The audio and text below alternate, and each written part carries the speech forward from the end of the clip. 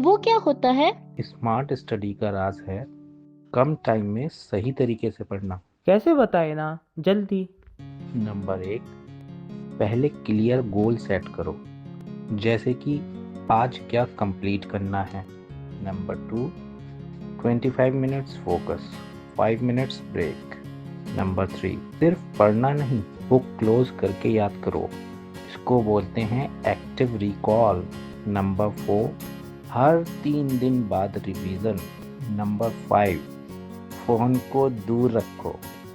हाँ बच्चों, यहाँ पर मैं एक बात समझाती हूँ। बच्चों का फ़ोन चलाना आज एक बड़ी समस्या बनता जा रहा है। फ़ोन से निकलने वाली ब्लू रेज बच्चों को मंदबुद्धि बनाती जा रही हैं। वाह दीदी, आपने और प्रिंसिपल सर ने तो हमें बहुत अच्छे से समझाया। हमें लगता है हमें भी ऐसा ही होना चाहिए और मोबाइल से दूरी बना लेनी चाहिए। मतलब मैं गलत तरीके से पढ़ रहा था? गलत नहीं, थोड़ा इम्प्रूव करना था। सर, हम दोनों आज से स्मार्ट स्टडी करेंगे। और याद रखो, कंसिस्टेंसी ही असली मैजिक है। तो देखा बच्चों, बिना गोल के कैसे पढ़ाई में टाइम वेस्ट हो जाता है और हमें पता भी नहीं चलता। तो याद करो और लिखो, फिर देखो कि परीक्षा का क्या फल मिलता है। समझे बच्चों? बिल्कुल दीदी, हम भी अब से स्मार्टली स्टडी करेंगे। तो दोस्तों, चबी की स्टोरी हमें ये सिखाती है कि एग्जाम्स का डर बुक से नहीं बल्कि प्लानिंग की कमी से होती है। बिल्कुल, समझकर प्लान के साथ पढ़ना स्मार्ट होता है। अब हम ऐसे स्टूडेंट्स को इनवाइट कर रहे हैं जिन्होंने एरोडायनेमिक्स मॉडल पे बेस्ड प्रोजेक्ट बनाया है, जिससे विंड के फ्लो और उसके इफेक्ट को समझा जा सकता है। अरे हबीबा, चलो देखें, आखिर ये एरोडाइन प्रोजेक्ट है क्या? तो अनन्या और गुरेकम, आपका प्रोजेक्ट तो काफ़ी इंटरेस्टिंग लग रहा है। क्या आप हमें वर्किंग एक बार दिखा सकते हैं? तो जैसा कि आप सभी देख सकते हैं, ये हमारा एयरडाइन मॉडल है जिसमें हमने वर्टिकल एक्सिस विंड टरबाइंस का उपयोग किया है। ये ऐसे टरबाइंस है जो किसी भी दिशा से आ रही हवा से घूमते हैं और उससे बिजली का उत्पादन करते हैं। तो जब यहाँ से एक गाड़ी निकलती है तो छोटी अमाउंट में हवा प्रोड्यूस होती है, जिससे कि ये पंखा घूमता है और जैसा कि हम देख सकते हैं इलेक्ट्रिसिटी प्रोड्यूस होती है। दी, मुझे तो ये डायग्राम्स भी बहुत इंटरेस्टिंग लग रहे हैं। क्या आप दोनों हमें इसके बारे में कुछ समझाएंगे?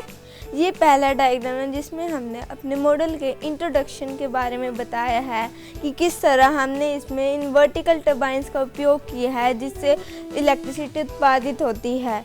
यह हमारे मॉडल का नाम है एयरडाइन। ये है कि हमने अपने मॉडल में किस चीज़ों का उपयोग करा। सबसे पहले है वायर, जिससे इलेक्ट्रिसिटी डीसी मोटर से एलईडी तक गई। दूसरा है डीसी मोटर, जिससे इलेक्ट्रिसिटी का उत्पादन हुआ। थर्ड इज सेंट्रल शाफ्ट, जिसके अराउंड ये टरबाइंस घूमते हैं। थर्ड है वर्टिकल एक्सिस ब्लेड, हमने आपको पहले ही एक्सप्लेन कर दिया। एलईडी जो यहाँ पे स्ट्रीट लाइट की तरह काम कर रही हैं। हमारे एयरडाइन मॉडल को हम कहाँ उपयोग कर सकते हैं इसके द्वारा उत्पादित की गई इलेक्ट्रिसिटी को। जैसे हम ट्रैफिक सिग्नल्स में यूज़ कर सकते हैं। हाईवे पे जो उनसे साइन बोर्ड्स होते हैं उन्हें लाइट अप करने के लिए नाइट में, क्योंकि वो नाइट में विजिबल नहीं होते, स्ट्रीट लाइट्स को लाइट अप करने में उपयोग कर सकते हैं। रूफटॉप पर इंस्टॉल कर सकते हैं ताकि हम अपने घर में भी इलेक्ट्रिसिटी का यूज़ कर सकें। अनन्या एंड गुरेकम, हम ये जानना चाहते हैं कि ये प्रोजेक्ट बनाने में आपको किसने सपोर्ट किया? ये प्रोजेक्ट बनाने में हमारे टीचर्स ने सपोर्ट किया। प्लीज़ आप हमें भी ज्वाइन कर सकते हैं।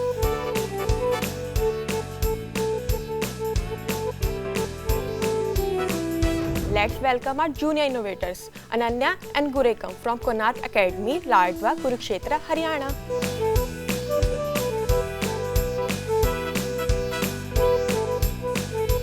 A very warm welcome to both of you. Thanks. जैसा कि हमने आपका प्रोजेक्ट देखा, can you give me brief introduction about aerodynamics model and the basic idea about the structure and design? Yes, why not? Our aerodynamic model demonstrates the conversion of wind energy into mechanical energy using vertical axis wind turbine valve. The basic idea behind our project is to utilize freely available wind energy and convert it into electricity without causing any pollution. Thank you so much for answering the question. Thank you. Ananya, I also want to ask a question to you. what challenges did you encounter while making this project? We faced several challenges while making this project. One of the major challenges is to maintain the proper balance between the turbines, because if the turbines were not aligned properly, they would wobble and won't be able to rotate efficiently. Another challenge was to ensure the correct electrical connection between the DC motor and LED. Loose wiring initially caused eruptions in electric flow. Thank you for the answer, Ananya. Yeah, welcome. So Ananya, can this model work on low wind speed? Yes, why not? One of the major advantages of the vertical turbine is they don't need a strong wind. They can even work with the gentle blow of the wind. But however, the speed of wind affects the speed of rotation of the turbines and the amount of electricity produced. And how does this model helps in reducing the environmental pollution? So we know that wind is a renewable resource. It is abundant in our atmosphere. It can be used to generate electricity. Unlike the fossil fuels which emit carbon dioxide and it promotes the global warming, our model can efficiently produce sustainable energy. Great, Gurikam. Gurikam, I also want to ask a question. What inspired you to work on this project? So the inspiration actually comes from the people who are underprivileged to get free electricity. So if I can make a change in their life, what could be better than that? And also the increasing demand of the sustainable energy. Thank you for the answer, Gurikam. बहुत खूब। आप दोनों ने ये साबित कर दिया कि यंग इनोवेटर्स भी इन्वायरमेंट के लिए कुछ बड़ा सोच सकते हैं। Thanks. Thank you Ananya and Gurikam for sharing your wonderful project with us. Exams pass करने के लिए मेहनत नहीं बल्कि स्मार्ट तरीके से पढ़ना भी ज़रूरी है। इसीलिए आज हम इसी टॉपिक पर अपने एक्सपर्ट से बात करेंगे, how to prepare smartly for your exams. Let's welcome Anjani Singh, an experienced educationist with an experience of over 15 plus years in this field, holding an MA in economics and MA degree, and also known for her dedicated student-centric leadership.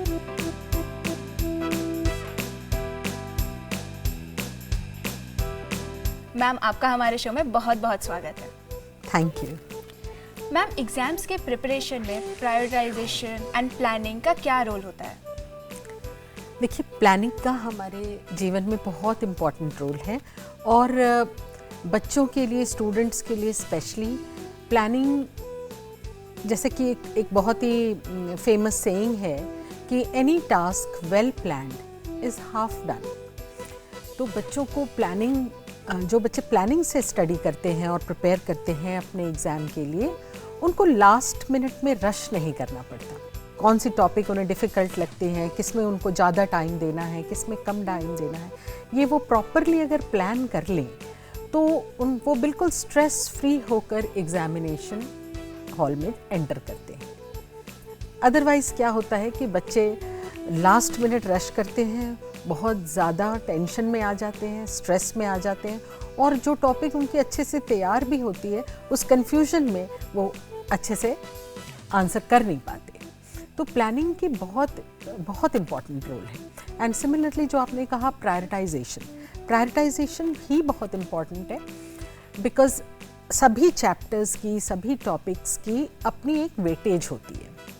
तो अगर आप planning और prioritisation को साथ लेकर चलेंगे तो आप जो हैवी वेटेज वाले चैप्टर्स हैं, ज़्यादा मार्क्स वाले चैप्टर्स हैं, उनको आप प्रायोरिटी दीजिए, उन पे आप ज़्यादा टाइम स्पेंड कीजिए। आप पहले प्लान करें और उसके बाद प्रायोरिटी सेट करें, हैवी वेटेज वाले चैप्टर्स को ज़्यादा टाइम दें और सिस्टमैटिकली तैयार होकर एग्ज़ाम के लिए जाएं, बिल्कुल स्ट्रेस फ्री।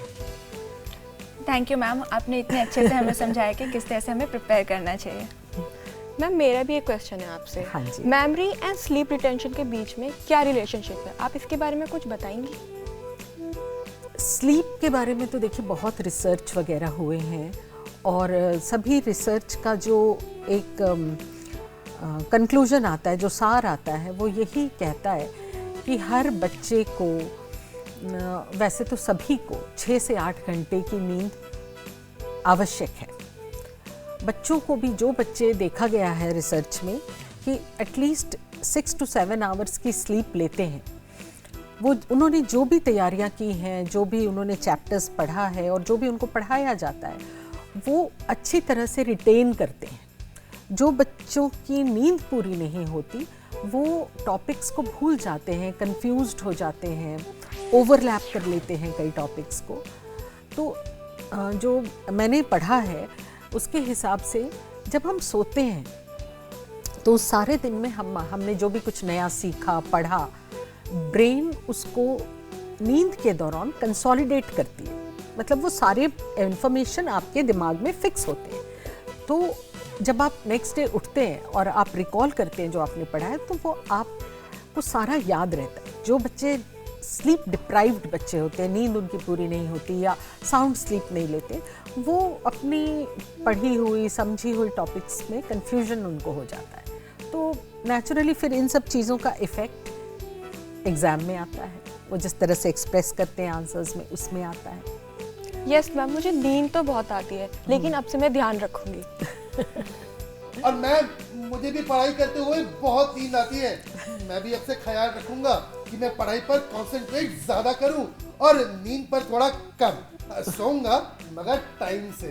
यस मैम, आज हमारे साथ कुछ बच्चे जुड़े हैं जो आपसे कुछ सवाल पूछेंगे द कोनार्क एकेडमी, लाडवा, कुरुक्षेत्र, हरियाणा से। So guys, please ask the questions. मेरा नाम तनवीर सिंह है। मेरा आपसे सवाल है कि स्मार्ट स्टडी का सबसे अंडर एस्टिमेटेड एलिमेंट कौन सा है? स्मार्ट स्टडी का मेरे अनुसार सबसे अंडर एस्टिमेटेड एलिमेंट है active recall. Active recall generally बच्चे क्या करते हैं, जब एग्ज़ाम्स आते हैं तो बहुत ज़्यादा पढ़ना शुरू कर देते हैं। और वो क्या होता है कि आप जब बहुत ज़्यादा पढ़ाई कर रहे हैं, लगातार पढ़ाई कर रहे हैं, तो आपका माइंड थक जाता है। स्मार्ट स्टडी में आपको एक्टिव रिकॉल एलिमेंट्स पे ज़्यादा स्ट्रेस देना चाहिए। जैसे सबसे अच्छा तरीका जो मुझे लगा है, जो मैंने अपने लाइफ में देखा है, कि कोई भी छोटा सा टॉपिक जो मुझे बहुत डिफ़िकल्ट लगता है, मैं वो टॉपिक खुद को पढ़ाने लगती हूँ, शीशे के आगे खड़े होके, या फिर मैं खुद ही अपने आप को अपने टेबल में बैठ के, स्टडी टेबल में खुद को पढ़ाने लगती हूँ। जब आप सेल्फ टीचिंग करते हैं तो आप देखेंगे कि आपको वो टॉपिक बहुत अच्छे से समझ में आ जाता है। तो एक ये मेथड जो है, मुझे लगता है बहुत से बच्चे इस पे इतना स्ट्रेस नहीं देते जितना देना चाहिए। और छोटे छोटे मॉड्यूल्स बनाइए, छोटे छोटे फ्लैश कार्ड्स बना लीजिए जो टॉपिक आपको डिफ़िकल्ट लगते हैं, और उसको प्रिपेयर कीजिए, रादर दैन जो वो ट्रेडिशनल स्टाइल है कि आप 3, 4, 5 पेज या पूरा चैप्टर एक साथ लर्न करने लगते हैं। वो बहुत ओवरलोड हो जाती है मेमोरी के ऊपर और उसका इफ़ेक्टिवनेस इतना नहीं रहता। Thank you ma'am. So students, can we have the next question please? मेरा नाम मानवी है और मेरा सवाल यह है कि कॉग्निटिव लोड थ्योरी के कॉन्टेक्स्ट में शॉर्ट स्टडी सेशन कैसे इफेक्टिव होता है? जैसा कि मैंने अभी बताया कि आप शॉर्ट स्टडी सेशन रखिए, थोड़े थोड़े छोटे छोटे टॉपिक्स तैयार करें, और जैसा कि मैंने बताया जो हमारी मेमोरी होती है वो एक साथ लंबे लंबे इंफॉर्मेशन को स्टोर करने में थक जाती है। तो आप छोटे छोटे स्टडी सेशंस रखें, 1-2 क्वेश्चन, एक टॉपिक प्रिपेयर करें, फिर थोड़ा रिलैक्स करें, फिर दूसरा टॉपिक प्रिपेयर करें, अपने माइंड को थकने ना दें। Thank you ma'am. अगर फ्रेंड्स किसी और की भी कुछ क्वेरी है तो मैम से आप पूछ सकते हैं। मेरा नाम रिशांत है और मेरा सवाल यह है कि फियर ऑफ फेलियर कैसे स्टूडेंट के डिसीजन मेकिंग को इन्फ्लुएंस करता है? फियर ऑफ फेलियर की वजह से कई बार ऐसा देखा गया है कि बच्चे जो है बहुत अच्छे अच्छे सब्जेक्ट्स, इम्पॉर्टेंट सब्जेक्ट्स छोड़ देते हैं, रॉन्ग सब्जेक्ट कॉम्बिनेशंस ले लेते हैं, जस्ट बिकॉज उनको डर रहता है कि शायद इस सब्जेक्ट में बहुत मेहनत करना पड़ेगा और आगे मैं ये मेहनत कर पाऊँ ना कर पाऊँ।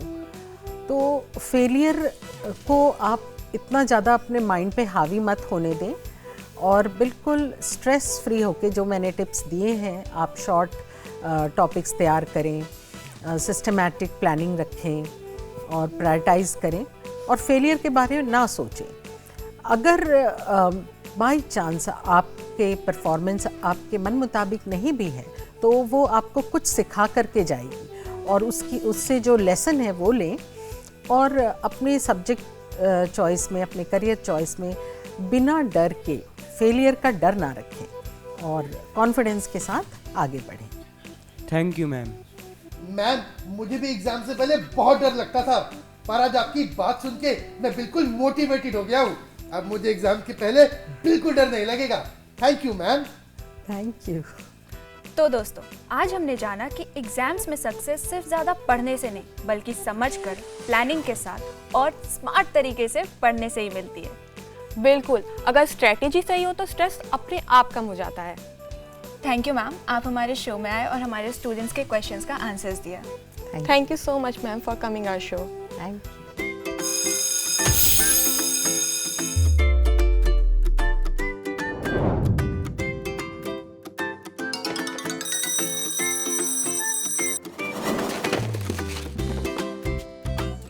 Now it's time our favorite segment with Genius प्यारे।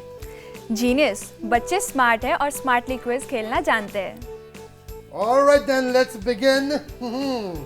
तो दोस्तों, हो जाओ रेडी अपनी प्रिपरेशन को स्मार्ट बनाने और एग्जाम्स को फियर फ्री फेस करने के लिए।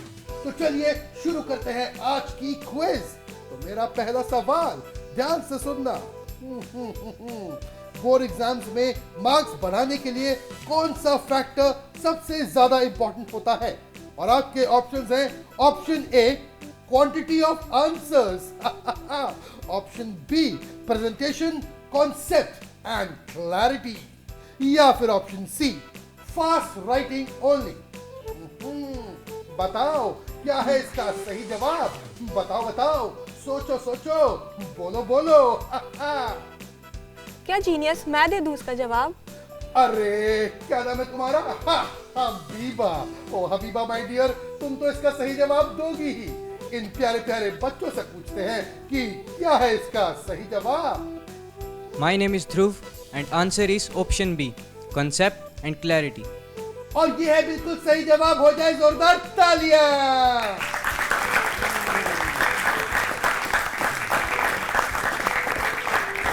प्रेजेंटेशन, कॉन्सेप्ट और क्लैरिटी। दोस्तों, अगर ये सब हम अपने आंसर्स में डालेंगे तो हमारे नंबर अच्छे आएंगे। समझे? क्या समझे? तो चलिए पूछता हूँ अपना दूसरा सवाल। रिवीजन का बेस्ट तरीका कौन सा माना जाता है? और आपके ऑप्शंस हैं option A short notes and self testing, सिर्फ एक बार पढ़ना, या फिर ऑप्शन बी पूरा सिलेबस रोज पढ़ना, या फिर ऑप्शन सी सिर्फ एक बार पढ़ना। आहा, बताओ क्या है इसका सही जवाब? कौन बताएगा? My name is Arnav and correct option is option A, short notes. और ये है बिल्कुल सही जवाब। हो जाए जोरदार तालियां। दोस्तों, शॉर्ट नोट्स और सेल्फ टेस्टिंग यानी कि अपने अपने छोटे छोटे नोट्स बनाने चाहिए और उन्हें धीरे धीरे खुद पढ़ना चाहिए और सेल्फ टेस्ट करना चाहिए। इससे आपको बार बार पढ़ने की जरूरत नहीं पड़ेगी। सिर्फ एक बार पढ़ो अपने नोट्स को और सब झटपट याद हो जाएगा। तो चलिए पूछता हूँ अपना अगला सवाल। प्रीवियस ईयर्स के क्वेश्चन पेपर्स को सॉल्व करने का बेनिफिट क्या होता है? और आपके ऑप्शंस हैं ऑप्शन ए टाइम पास होता है, ऑप्शन बी सिर्फ कॉन्फिडेंस बढ़ता है, या फिर ऑप्शन सी एग्जाम पैटर्न और टाइम मैनेजमेंट समझ में आता है। तो बताओ क्या है इसका सही जवाब? बोलो बोलो, tell. My name is Hargun and correct answer is time management and exam pattern. और ये है बिल्कुल सही जवाब। हो जाए जोरदार तालियां।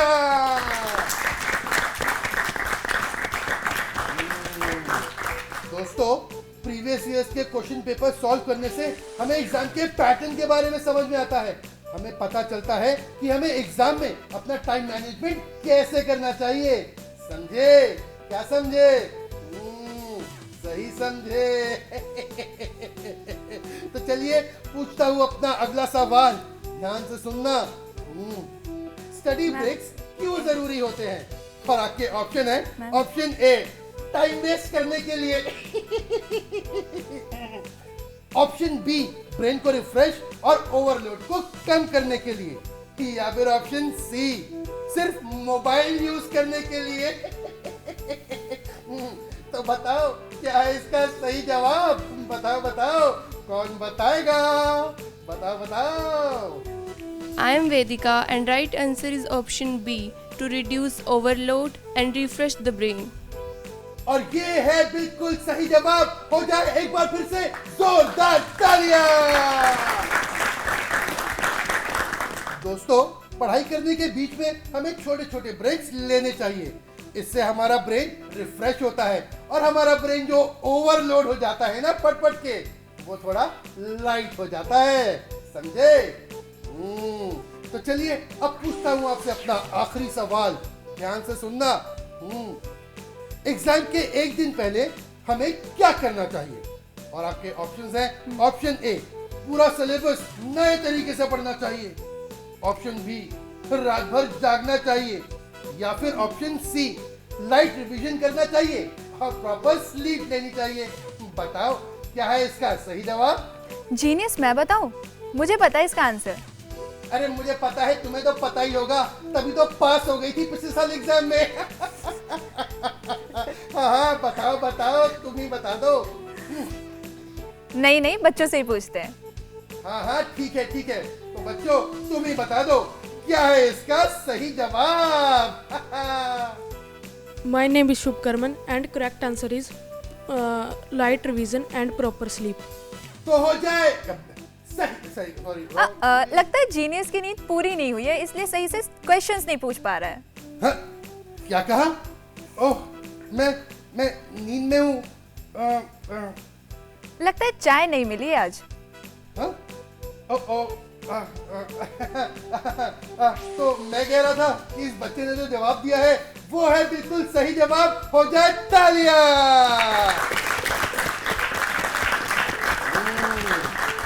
दोस्तों, एग्जाम की एक रात पहले हमें लाइट रिवीजन करना चाहिए और अच्छे से सोना चाहिए, तभी हम अगले दिन के लिए अच्छे से तैयार हो सकते हैं और एग्जाम को बेटर कर सकते हैं। समझे? क्या समझे? हाँ सही समझे। बोर्ड एग्जाम्स में प्रॉपर स्लीप और काम माइंड लास्ट नाइट क्रैमिंग से कहीं ज्यादा पावरफुल होता है। बिल्कुल जीनियस। जब पढ़ाई स्मार्टली होती है तो स्ट्रेस कम होता है और कॉन्फिडेंस ऑटोमेटिकली बढ़ जाता है।